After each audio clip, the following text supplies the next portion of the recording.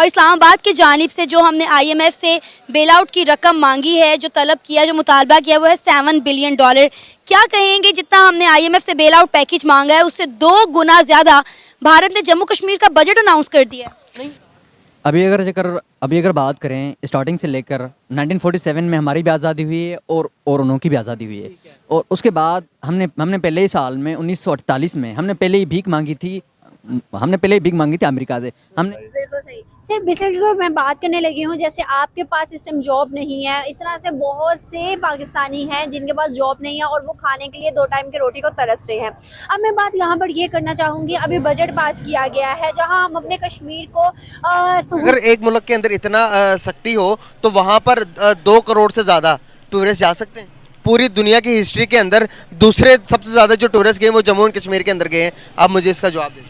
जय हिंद दोस्तों, हाल ही में भारत ने एक और ऐसा कारनामा कर दिया है जिसे देखकर पाकिस्तान जैसे देश सदमे में आ चुके हैं। भारत के इस कारनामे को देखकर पाकिस्तान को अपनी स्थिति पता चल चुकी है और साथ ही साथ भारत का क्या पावर है ये भी पता चल चुका है।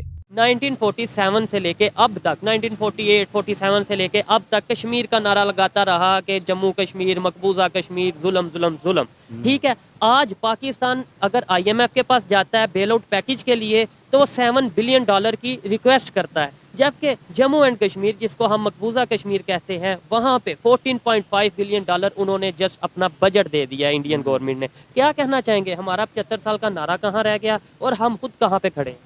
सर, यहाँ पाकिस्तान की इंडिपेंडेंस से ये कहानी शुरू होती है। तो इंडिया ने अपनी इकनॉमी पर ध्यान दिया और हमने अपनी सिक्योरिटी पर ध्यान दिया।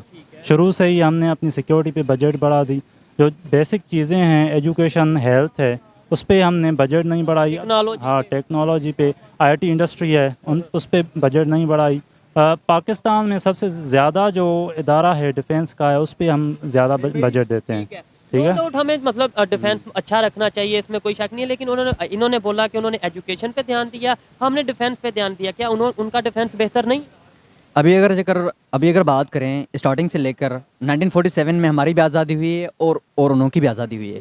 और उसके बाद हमने पहले ही साल में 1948 में हमने पहले ही भीख मांगी थी अमेरिका से। हमने पहले ही अपने हाथ उधर ही रखे थे, लेकिन इन्होंने नहीं किया था। जो मुआहदा हमने कर लिया और इस तरीके वो तो 1985 का है। लेकिन अब हाल ही में भारत सरकार ने कश्मीर का बजट अनाउंस किया है जो कि तकरीबन $14 बिलियन है। इसके विपरीत अगर हम पाकिस्तानी साइड कश्मीर का बजट देखें तो वो केवल और केवल $579 मिलियन है। आप खुद ही सोच सकते हो कि दोनों अमाउंट में कितना ज्यादा अंतर है। इतना ही नहीं, पाकिस्तान में $14 बिलियन एक बहुत ही बड़ी अमाउंट है। पाकिस्तान इतना पैसा POK तो छोड़ो, खुद पर भी खर्च नहीं कर पाता, क्योंकि पाकिस्तान का जो फॉरेन रिजर्व है वो केवल और केवल $4 बिलियन ही बचा है। दूसरी तरफ पाकिस्तान $7 बिलियन के लिए IMF के सामने नाक रगड़ रहा है। अब कश्मीर में $14 बिलियन ये तो केवल वहां का बजट है। सरकार का कहना है कि साल 2022-23 में सरकार कश्मीर में और ज्यादा इन्वेस्टमेंट लेकर आएगी। साथ ही साथ सरकार का यहाँ पर लक्ष्य है कि सरकार कश्मीर में $100 बिलियन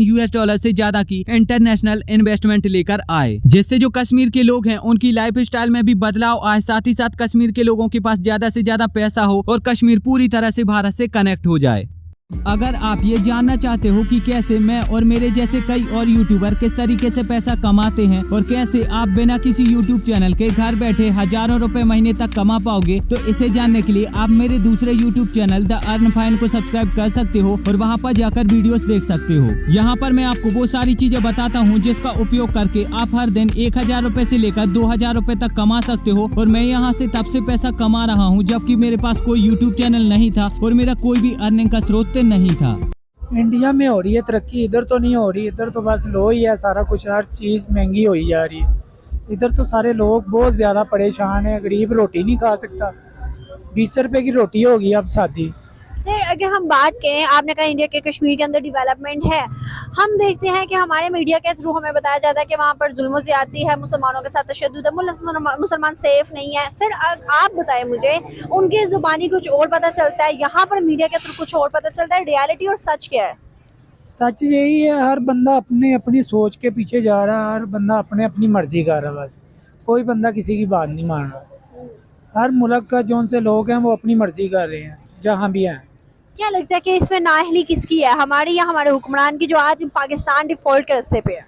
ये हमारे हुक्मरानों की वजह से ही हो रहा है, और क्या हो रहा है? गुजारा हो रहा है? नहीं, कितनी सैलरी आपकी?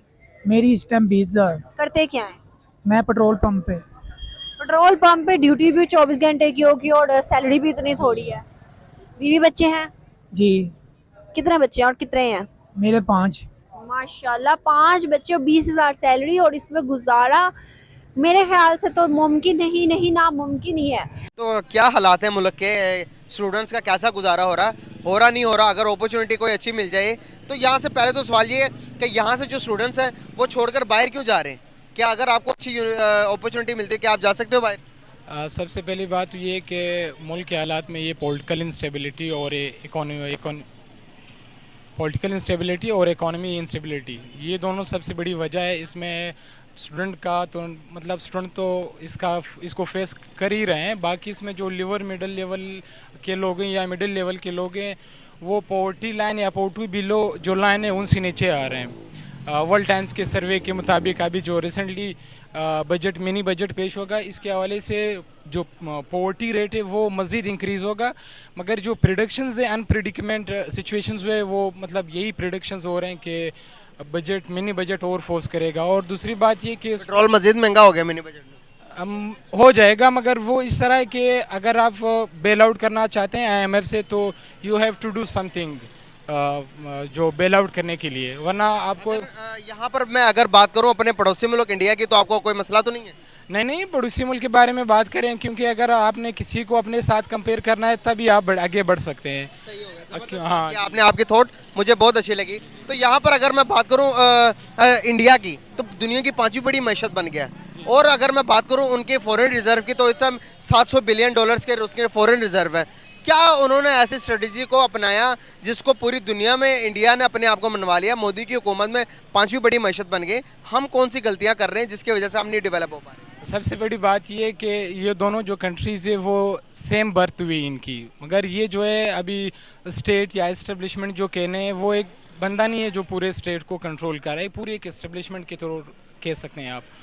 और सबसे बड़ी बात जो इनकी ये है कि वो जो इंस्टीट्यूशंस है जिनका मैं नाम नहीं लेना चाहता, नाम ले सकता हूँ मैं, वो पॉलिटिक्स में इंटरफेयर नहीं करते। और सबसे बड़ी बात ये इंटरफेयर पाकिस्तान जैसे देशों से पीओके के विकास की उम्मीद करना ये बिल्कुल भी गलत है, क्योंकि पाकिस्तान खुद का विकास नहीं कर पा रहा तो फिर पीओके का विकास क्या ही करेगा। हालांकि अब यहाँ पर मेरा आपसे एक प्रश्न है कि आप मुझे बताओ कि आपको क्या लगता है कि अगर पाकिस्तान को कहीं से $14 बिलियन मिल जाते हैं तो पाकिस्तान उसका क्या करेगा? मुझे नीचे कॉमेंट में जरूर बताओ। साथ ही साथ अगर ये वीडियो आपको अच्छी लगी है तो प्लीज इस चैनल को सब्सक्राइब करके बेल आइकन जरूर दबाओ, और साथ ही साथ आप हमें इंस्टाग्राम पर भी फॉलो कर लीजिए, इसकी लिंक आपको डिस्क्रिप्शन में मिल जाएगी।